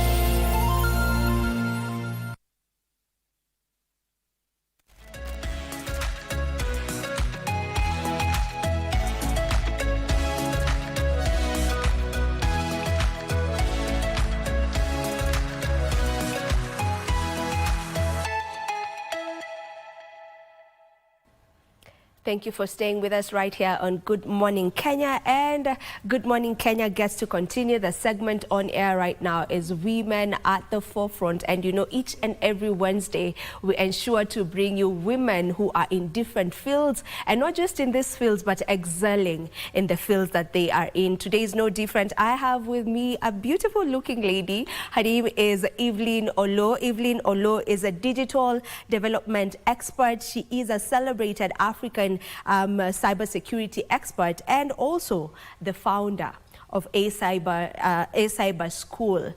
And she's here to just get to talk to us about cybersecurity in general, and also the role of women in cybersecurity. Welcome to the program. Thank you. It's a pleasure to have you here. Pleasure to have you. The last time you were with us was, I think, sometime last year. Yes, early. yes, early last year. So it's a pleasure to have you back. Well, thank you. It's been quite a ride, right? It has been. Yes. It has been. Yes. All right, let's get into our conversation. We're speaking about cybersecurity, and you being a woman in this field that is quite male-dominated. You know, you can just take us through probably your journey in cybersecurity. Well, my journey in cybersecurity, I always say it's very interesting because I'm a psychologist by training. So right now I'm a PhD, but before my PhD I was a doctor because of my psychology background. And I worked in mental health for quite a while back in England. I came back in 2016, then started in digital with the World Bank. Then shortly after that pivoted into cybersecurity, but I've been doing digital development, you know, all along, which involves, you know, establishing fiber routes, building government infrastructure like e-services, e-citizen, digitalizing schools, healthcare. So that has sort of been my background in the last couple of years professionally, and now I'm in digital trade with the government of Kenya and also other governments in the region around COMESA and SFTA. But then cybersecurity has always been an anchor that I ride on, because I realized earlier on in my psychology career that actually cybersecurity is gonna eat technology for lunch, right? Because we are connecting everyone plus their grandmother. And I've told you this before. And I hope you've got to watch the movie The Beekeeper. Because then it shows you how, you know, once all this infrastructure has been established, you know, right, you know, to your grandmother's doorstep, and they're using WhatsApp and they're using all these other things, then what happens? So as I've been working with development partners and governments to set up digital infrastructure, I've also been working concurrently in building capacity in cybersecurity, meaning technical skills for people who can work in this area in terms of cybersecurity architecture, cybersecurity firewall, cybersecurity governance, white hacking itself. Now we're doing something interesting around bug bounty, which I'll explain to you later. So that has been sort of my background. And in 2022, we founded the Africa Cybersecurity and AI Foundation to help us mobilize resources so that we can do more capacity building and awareness, not just in Kenya, but across Africa. Yeah. I hear you on that. And having worked, or I believe you're still working for the World Bank, you know, having worked in such an institution, like that is a very huge institution, a very big one, where, you know, cybersecurity has to be fundamental, because I mean the information you hold in the, you know, the data, money, you know, that you get to hold in such an institution. So having worked in such a prestigious, let me use the word prestigious institution, you know, what lessons would you say you've picked from that, and just how different is it working for such and working for just any other local institution, you know, in terms of how secure they ensure their cybersecurity is, or how strong their cybersecurity is? Well, you will be surprised because cybersecurity really is about your weakest link. When I say your weakest link, I mean your receptionist, your security person. If they're using your system and they are, as a person, they are not equipped as the CEO of the institution in terms of cybersecurity awareness, you're already vulnerable, because through them, somebody can actually get into the institution system. That is why you find that some entire cybersecurity globe, you know, you still find that they have attacks because somebody either gets through them through the lowest, you know, food chain, the low, or through risk, meaning suppliers of the institutions. I believe you've seen movies where if somebody wants to come and kill somebody in action movies, they'll come in as a waiter, or they'll come in as a security guard, or a janitor, you know, somebody you would not suspect. So for cybersecurity, it works the same, and they have, you know, so for example, such an institution would have their suppliers, their suppliers, their suppliers. So long as there's a way in which they can get to you through email or through accessing any of your system. But having said that, at the bank, as a digital development consultant, up to last year, December, when actually it was November when I pivoted to digital trade. Before I was doing just digital development, so the infrastructure and government services and connecting social services. I wasn't actively working on cybersecurity for the bank. And that is why I had the opportunity to work on cybersecurity on the side.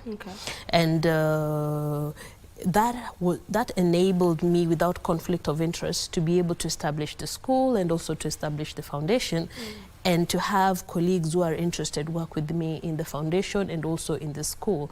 And we've been able to scale our partnerships across 7 countries where we're working with various universities. University of Lagos in Nigeria, University of Witwatersrand in South Africa, City University Mogadishu, University of Rwanda, just to mention a few, all the way up to Cape Verde, where we are working with them in building their cybersecurity curriculums. Most of these universities, they have computer engineering, computer science as a major, and they have information security as a unit in computer engineering.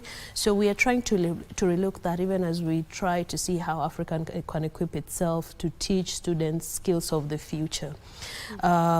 Yesterday I was talking to a group of students who are going through a program at CETAM, where I go to church, and I was telling them, how many of you are going to get into STEM? And almost all of them were going to get into STEM. Then I asked them, how many of you are currently using, you know, ChatGPT or DeepSeek or, you know, any of these AI tools on your day-to-day? A couple of them were. And then I asked, how many of you, your parents, are in professional fields like accounting, finance, banking? Then, you know, almost everybody. And I say, how many of your parents are using the same tools?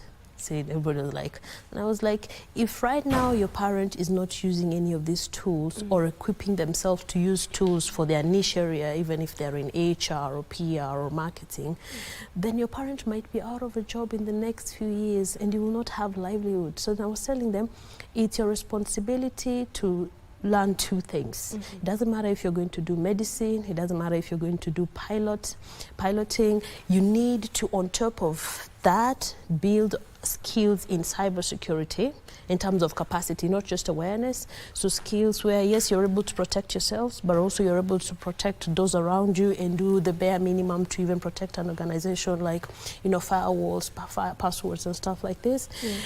And then you need to learn a bit of skills about AI prompt engineering. You will not only use it in university, but in your career, it will help you go further much faster with less stress compared to your colleagues who will not have done that. And I'm very glad that we're working with University of Nairobi in a program called Fundamentals of Cybersecurity and AI, which is a program that is preparing students who graduated from high school last year before they go into university to gain fundamental skills in cybersecurity and AI before they get into university. Gives them a whole head start.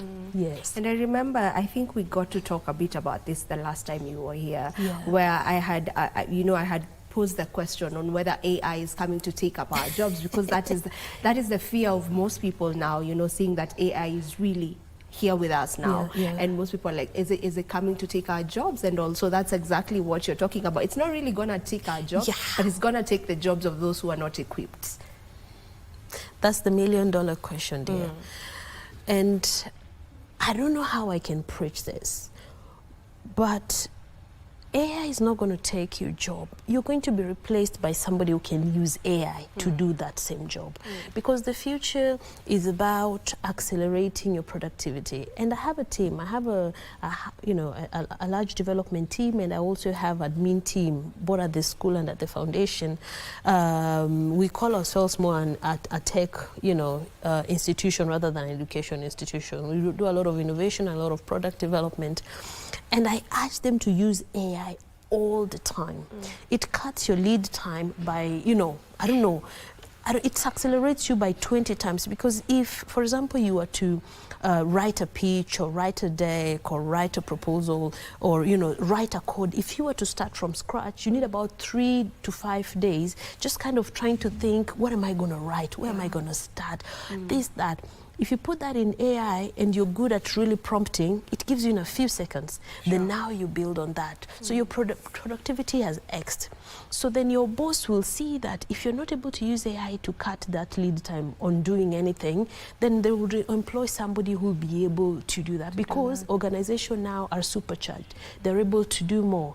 So AI is not going to replace you, but somebody who can use AI to do your job much faster, much better, much cheaper, for sure is going to replace you in the next year or so, and that is the simple truth. And that is why for our programs, before we were doing pure cybersecurity, but now we've embedded AI as part of the curriculums we have. And also in our Bug Bounty program, which I don't know if I mentioned to you before, where we're working with researchers across Africa to sort of monitor and audit cybersecurity systems. For example, now for KBC, we'll work with KBC to come. I'm sure you have very strong cybersecurity measures. But then what a Bug Bounty program is, where we're doing responsible disclosures, where our researchers will then check KBC's parameters without, what white hackers do or pen testers do. They come to KBC, they're told, only check this from here up to here, upper. Usiende, don't go here. It is live, it might take our program down. That one don't touch. But when it comes to Bug Bounty, we call it the wild. You don't give any parameters. So our guys will just come and check everything the way an ordinary hacker, when they come, you won't tell them, hey, please don't hack me over here, just hack me over here. But your cybersecurity guys, that's what they're doing. They're working within parameters. So what we're doing with Bug Bounty is that we're working with organizations to supercharge their cybersecurity, because even as organizations adopt AI and, are accelerating their productivity, the risk to that is now cybersecurity has gone to the next level. The way we are using AI to accelerate our work, also cyber criminals are using the same AI to now 10x also their output. So then through the Bug Bounty, we are able to do something called responsible disclosure, where we'll come and say, hey, we were walking around KBC, just hanging around, and these are the things we saw, and we are giving you the next couple of days or weeks to sort this. Otherwise, we're going to take the next action, which will be maybe to report this or, report this to your audience or the audiences that might be affected. And we are doing this for both national institutions across the continent, multinationals, but also you will be impressed. Say small businesses, your hospitals, taking, you know, patients' data, or you have a small 10-person law firm, you know, in town, and you're, you know, you're doing all these transactions. You have these interesting cases. They are somewhere online, and people are able to actually just hang around and kind of see them. You're putting people at risk. So it goes, you know, from that to blue chip companies that I won't mention. Yeah. That, you know, are doing financial transactions, and you can see that, you know, this is how we can move a couple of millions, you know, in the next couple of minutes. We tell you, hey, we've seen there's a door here, somebody will be able to move $1 million in the next, you know, few minutes. So then responsible disclosure is about you now to see how what you're going to do with that information. But for us, we call ourselves cyber cops. So we tell you, hey, this is what we've seen, and you need to actually act on it, or these are the repercussions for you to do that. And for us, that also gives our youths jobs, because, you know, at a cyber school, we've trained so many people in cybersecurity, and not just theory, practical. You know, and, you know, opportunity to look around and see interesting things around responsibly. We call it responsible disclosure, because then, you know, they don't mess any systems. It's not like they, you know, they're not like hackers. They'll come and hack and then ask you for money or something like this. So we give them an opportunity to practice the skills. There's a lot of youth who, we have about 1 million youth who graduate every year from campus, from all universities across Kenya. Now multiply that across Africa, and a good number of them are going into cybersecurity, are going into very niche fields. So we're giving them opportunities to be able to practice through this. And for AI, we are actually congregating their IP, intellectual property, and whatever models they're building. We're trying to aggregate them, both in Kenya and Nigeria, trying to aggregate whatever innovations they have and negotiate as a block to try and sell this IP to international players like NVIDIA, like OpenAI, but with royalties to them. So that they can earn in perpetuity from their innovation. So there's a lot happening in the space. And, you know, just speaking, you know, speaking from that, you know, and, you know, the area around AI and the fact that we all should be equipped when it comes to AI. Probably for someone who's in, you know, the medical field, someone who's in accounting, or a journalist like myself, where should one begin? Probably one is asking that question. Now, where to start? Because, okay, it's here, we need to get into it. Where should I start? Do I go enroll into, you know, school all over again? Like, where should one begin? Well, I'm glad you've asked. So let me ask you, are you currently using ChatGPT, DeepSeek? You're using some of those tools, right? Course, on a day-to-day, just kind of work stuff, doing research stuff, using research. Now, you've been doing that for a while, right? Now, that's the first basis, because the first basis is to basically just kind of mess around with it, really. And one mistake that I see a lot of people do is that you talk to these AIs as if they're not human. AI is a human, and the more you talk to them, the more they understand. You'll be shocked if you took somebody else's phone or computer and you ask the same question to give you a very different answer. That's true. Because over time it has learned you. It has learned what you like, what you don't like, how you like responding to things, how you like doing your research. So it is studying you as much as you're giving it information. So as you're using these AI tools, try to be as personal with them as possible. Speaking like to a friend, so when you're chatting it up or giving it voice prompt, speak to it as you would to a friend, and then it's learning you, and then as it learns you, it responds back to you better and better. That's the first basis. The second basis would be to enroll for a program like AI for All Specialization, which a cyber school gives to different professionals. And what this program does is that now, for example, you as a journalist, it will take you through tools that journalists like yourselves are using to accelerate their productivity to 20, 30, 50x, you know, from what you can do right now. And the tools are varied, so it will give you fundamentals of what to look at in terms of the tools you ought to use, how you need to use those tools if you're not already using them, and what to look out for also in these tools. So whether you're in medicine, whether you're an engineer, you know, whether you know, you are in HR, whether you are in finance, AI for all specialization will definitely set you apart, because apart from just using this DeepSeek or ChatGPT, it will then take you to the next level in terms of what people in your field are actually using. And this is very interesting, because you would find that even just the ChatGPT or DeepSeek that you're currently using, probably you're not using it to the maximum capacity to, you know, 50 times X your current role. So then these courses then take you through, they're more of a workshop than course, because course really teaches you more theory, but this is more of a workshop where every day from the first day you can see how you can just apply that knowledge. By the time you're done with it, it's 4 months, it's online, you can do it from anywhere, it's just 20 hours a day. From first day you have skills that you can employ today. So courses like those helps, and also just exploring yourself, remaining very curious. Yeah, that's the fundamental. Remaining very curious. You're like, okay, what is there? What can I do? What can I do? So that is the way to set yourself apart. And it's also, I would like to mention that not just professionals.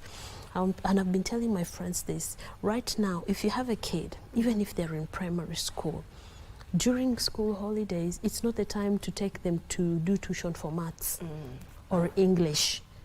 I want my son to get an A or a B. To go where?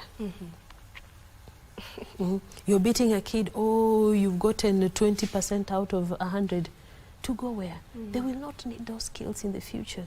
They need skills of the future. That is why I'm telling parents, when your kid, even right now, I was so saddened to learn that parents are still taking kids to driving school and computer packages after Form 4. Driving you're supposed to do while you're still in school, right? And then computer packages, you're supposed to be doing it as part of your school curriculum.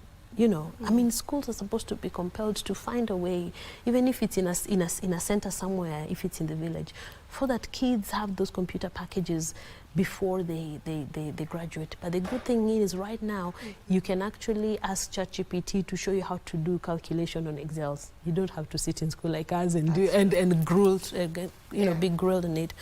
But whether your kid is in primary school or your kid is in high school, you need to, we call them summer holidays, or during breaks, like now kids are coming to break, right? In the next couple of weeks. You need to take your kids to a place where they can, you know, mess around with robotics, they can mess around with AI, they can mess around with cybersecurity. They need to learn how to break things, how to put things together, what to look out for, critical thinking. These skills, by the time they graduate from either primary school or high school, they're way far ahead. Otherwise, they will be like 20, 30 years behind their peers in the US, in the UK, and other places where now this is what students are learning. So I'm glad that we've partnered with different partners, including the University of Nairobi, which is the anchor partner we are working with for the bridge course for students going into campus in September. For that, it's a 2-month program, half day at Chiroma campus, and it's highly subsidized by the Africa Cybersecurity and Data Foundation. So it's just about I think 25K or something like that for Kenya shillings. And then there's various programs for school holidays that we're working with different institutions, but also majorly University of Nairobi. So those are some of the things that will actually really take you apart. I was even talking to my church and telling my church, you are spiritually nourishing people, but you're not telling them they'll be out of a job in the next 2 years. That's evil. You know, pastor needs to actually, because they will probably listen to the pastor if they tell them, hey, listen, you need to rethink your work right now and rethink how your work looks like in the next 2 years and whether you have a job. The world is changing. It is changing, and I love the fact that you are now, you know, working with the younger ones, you know, this youngings, you know, the Gen Zs, and even the other generation. Is it Generation Alpha? Yeah, the younger ones, because they're very... That's a dynamite. You know, I have a nephew who's like 4 years old, and he knows how to search for things on the phone. You know, he knows he doesn't need to type because he doesn't know how to write, but he'll just speak to the phone and gets whatever it is. And how did they learn that? And that is AI. So if that kid if that was their own gadget, remember, if they spoke to that gadget in the next 5 years, in the next 10 years, that gadget will know that kid more than their parents will ever know them. For sure. Yeah. For sure. Yeah. All right. It's about time we all get involved in this, you know, changing times for sure. Yes. I want us to talk about the role of hackers in cybersecurity and just how well can institutions cushion themselves from the black hackers. Yeah. You know, when you see hackers in the movie, they have a hood, they have a black hood. They're somewhere in a basement, you know, typing away, and the numbers are actually going grrr, grrr. Well, a hacker can be just a beautiful lady like me, sitting here with you, chatting with you, and just like doing my things and check, you know, I'm in your phone, I'm kind of just looking around what is interesting in your phone. So first of all, the notion of hackers needs to change, right? The notion of hackers needs to change. We have white hackers, and then we have the hackers. And the hackers, they're well-resourced, sometimes, most times actually right now, because the war of the future is going to be fought in the cyberspace, not in the physical space. Mostly they're state-sponsored. Some of them are money-driven, but we're also getting a large crop of them that are more humanitarian driven. So you find even the wars that we are currently having around the globe, we have a group of hackers who are coming together and supporting countries who they think are being, are facing injustices. So we have different type of hackers now. Hackers are causing havoc, my dear.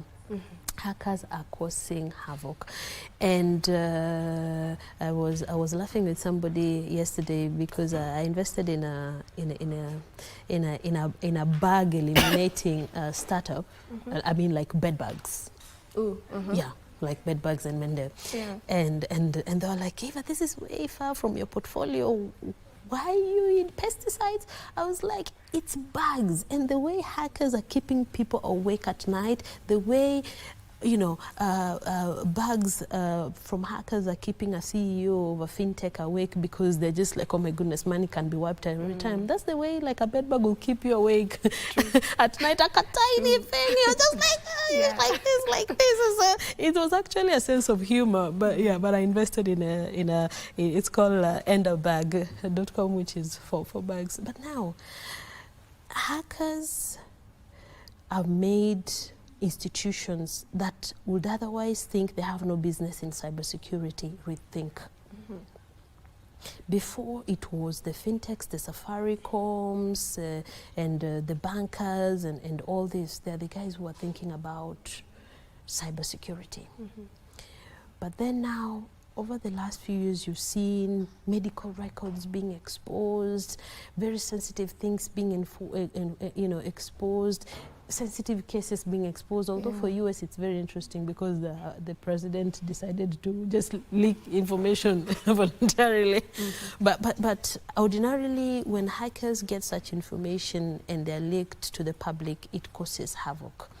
And like I've said, mostly it could be for monetary gain. For some, it's just activism. For some, it's actually also protest.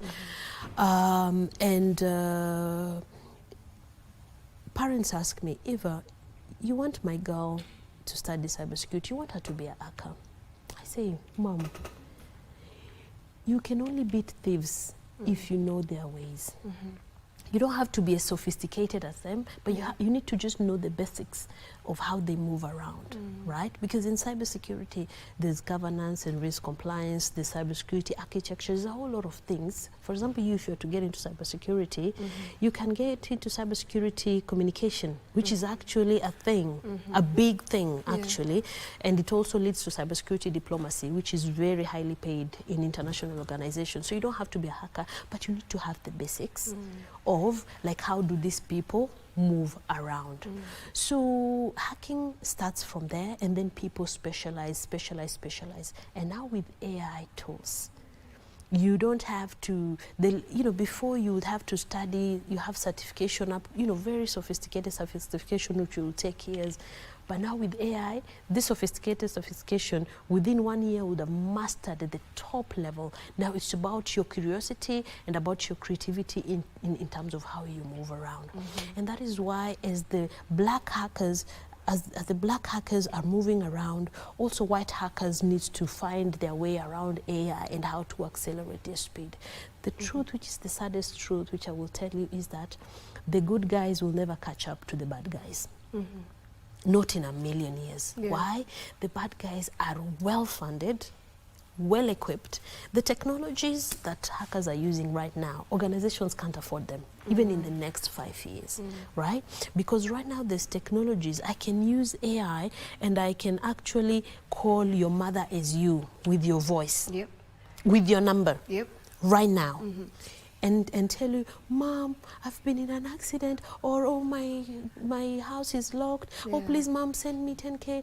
So let's say your mom is even somewhere deep in the village. The poor woman, even 2,000 she doesn't have. She will now have to go around trying to collect this money, say, oh, my daughter's been in an accident. Oh, this. Even if it's 50, 40,000, your mother will get. Your mother would rather sell her whole house and send you that money. Then later on, you finish this show, you're like, hey, everybody's trying to reach you. Like, I've got this many messages. What is happening? Before you know it, your mom had gotten a message that you've been in an accident, or I don't know what. They've sent 50K. So you see how this operates. So, all right, I'll have to cut you short. We need to head over to where the IEBC interviews are happening. They've been happening since the beginning of the week, and today we will be having the final candidates taking, that seat to be able to just get questioned as they look forward to getting that top seat at the IEBC. If we can just head over there right this very moment. In the execution of the responsibilities you have bestowed on us, we seek your guidance to treat and consider all matters that shall come under our deliberations in so just, fair, and faithful a manner as to advance the peace, prosperity, and welfare of our country and of all those whose interests you have committed to our. We can have Lillian brought in, kindly. Thank you.